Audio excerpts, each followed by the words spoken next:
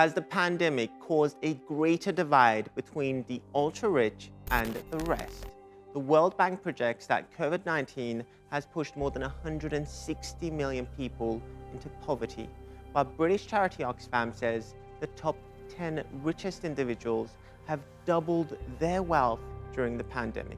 Well, the world's 10 wealthiest men doubled their fortunes during the first 2 years of the pandemic as poverty and inequality soared. That is the claim of the British aid charity Oxfam.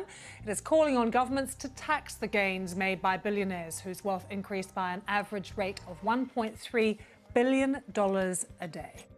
Over the past year, analysts say that on average, the world gained a new billionaire every 17 hours. And the world's wealthiest are $5 trillion richer than they were a year ago. The list includes the usual suspects such as Jeff Bezos, Bill Gates, and Mark Zuckerberg. Jeff Bezos is believed to be one of the main billionaires to benefit from the virus outbreak. He became the first ever to reach a net worth of $200 billion during the pandemic. He also hired around 180,000 new employees to cope with the high demand of online purchases during lockdowns.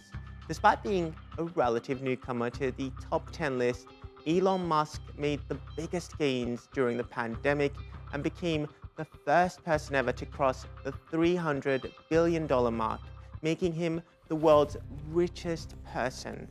Musk's rise in wealth has been staggering.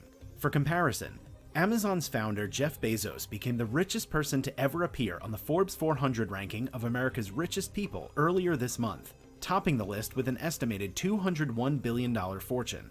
Musk is so rich, he's worth more than Google co-founder Larry Page and Facebook CEO Mark Zuckerberg combined.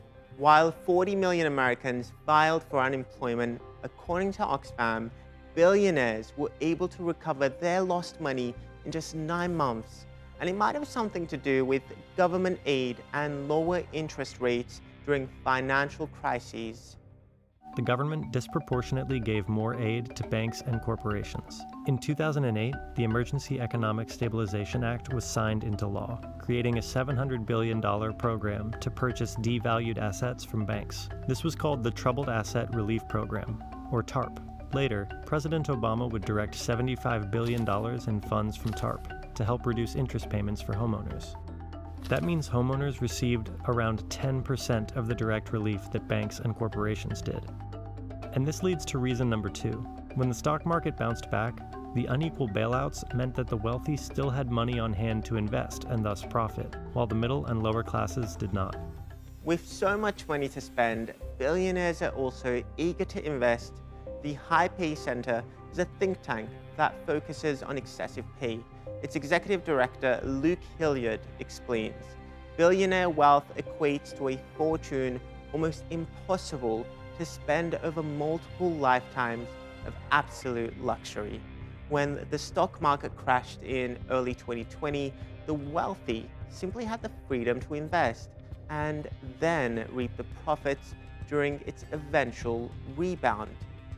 But in contrast, Oxfam estimates that the total number of people living in poverty in that very same year could have increased by 500 million.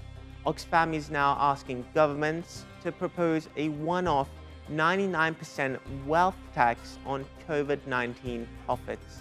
And clearly, this is a state of affairs that can't continue. And we see during this year, billionaires going up in space, burning into space, while the majority of people are suffering with a pandemic.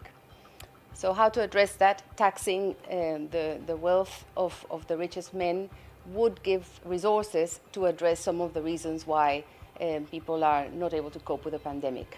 It's clear that the richest are the least affected by the pandemic and also the quickest to see their fortunes recover, exacerbating the widening gap between the rich and the poor. But the real question is, will governments be willing to claw back on billionaires' excessive gains and channel it back to the public?